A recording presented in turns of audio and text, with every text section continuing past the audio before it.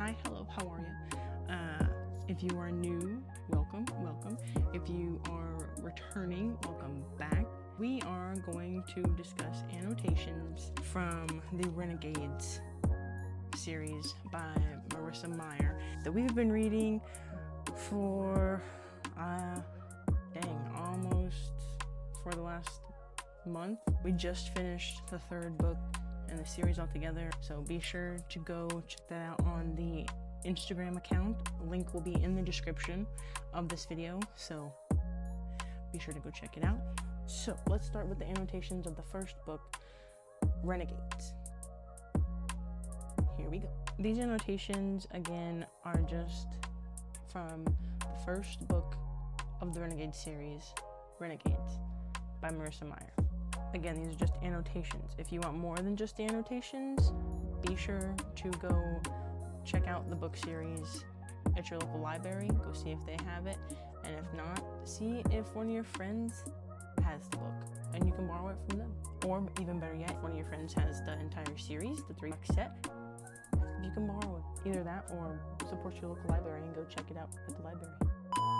So here's the first annotation that I thought was pretty cool from Renegades book 1, MMC. I'm willing to bet you're at least a little bit afraid of dying like we all are. FMC, you know what they say, one cannot be brave who has no fear.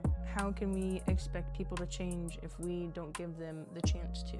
Oh, okay, period. Maybe he really was a villain, or maybe he was a visionary. Maybe there's not much of a difference. Do you think that there's a difference between a villain and a visionary?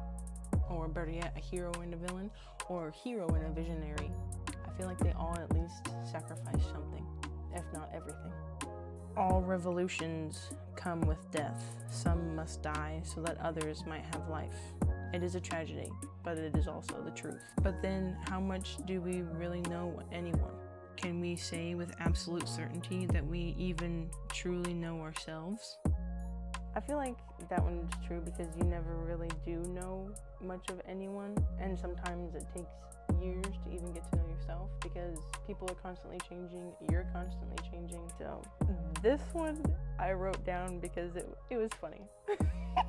You have to read it, you have to read the book to understand it, okay? He blew his kazoo in sympathy.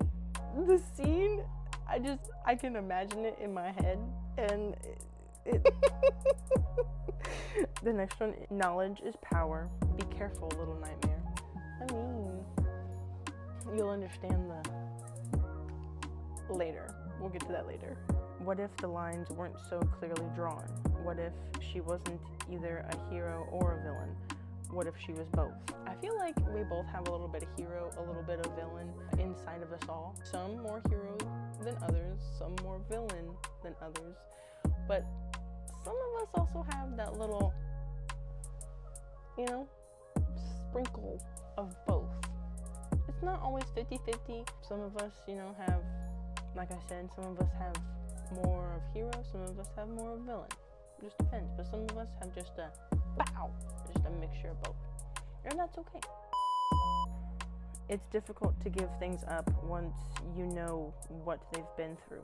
I feel like that's where being sentimental comes in, and I feel like that's why antique shops exist, because it's one person had it and then they're like, I guess it served its purpose, so then they'll donate it, or an antique shop will buy it from them, and they'll be like, oh, okay, and then another person will see it, so they'll buy it, and they'll be like, oh, okay. So it's been through a lot. Objects can go through a lot, just like people can. Annotation 11. Humanity loses faith in times like that. With no one to look up to, believe in, we all became rats scrounging in the sewers. I feel like that just spoke so much truth, because sometimes we do feel like rats just scrounging in the sewers. We all have those days to where it's just like, damn. And you just have to sit there or stare out the window for 30 minutes, or just zone out for a good hour and a half and then come back. It's just a reset. But no, I feel also like that one, when the world is in times of what feels like chaos and everything like that, humanity all around, like it says, they lose faith in times like that, in times of chaos and debauchery, and in times times of feeling like you're being in the unknown and you have no idea what's going on around you because you're being fed through a tunnel vision tube that, you know, the news feeds you certain things that only they want you to know certain things about, you know? So it makes us feel like rats scrounging in the sewers. I love how books hit home, either in your own life or what you've been through or what's actually happening out in the world. Annotation 12. There's potential for evil everywhere, and the only way to combat it is if more people chose goodness. I feel like that's true. Goodness and kindness is a rarity nowadays. It honestly is. I feel like people who are kind and good out of the kindness of their heart, and just that being kind and good is just who they are. The best metaphor I can come up with is they wear their heart on their sleeve. Annotation 13. Heroism isn't about what you could do. It was about what you did. It was about who you saved when they needed saving. I feel like heroism and villainism, there's not really much of a difference when it comes to that. In all honesty, I feel like they're the same. But the only difference that I feel that they have is whether or not you sacrifice or you just flat out take.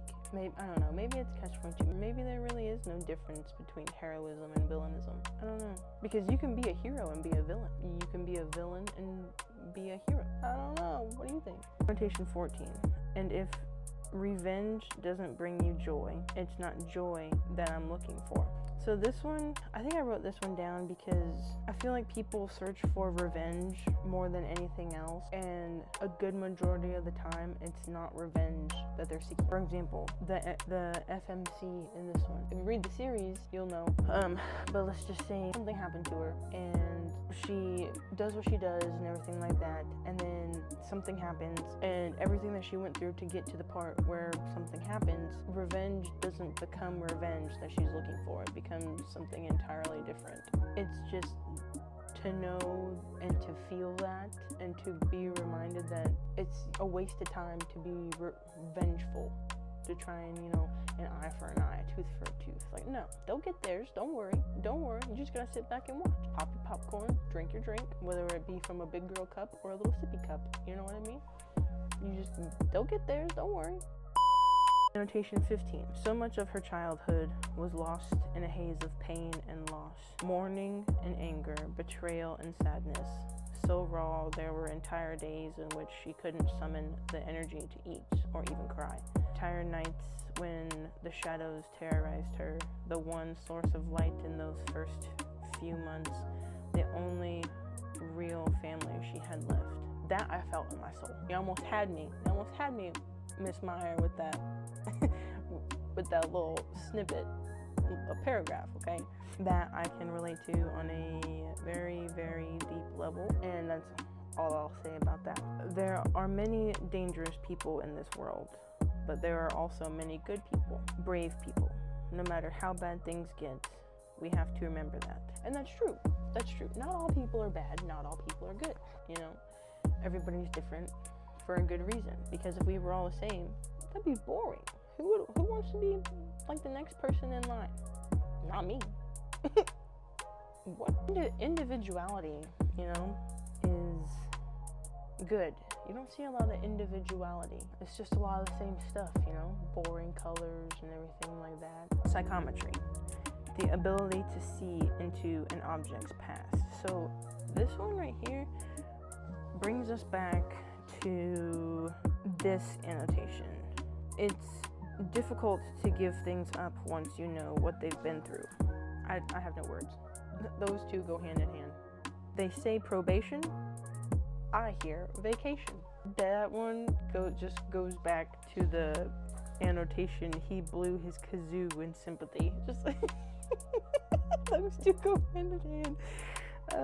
So based on the annotations that you guys have heard that I wrote down, what are your favorite annotations from book one if you've read book one of the series called Renegades?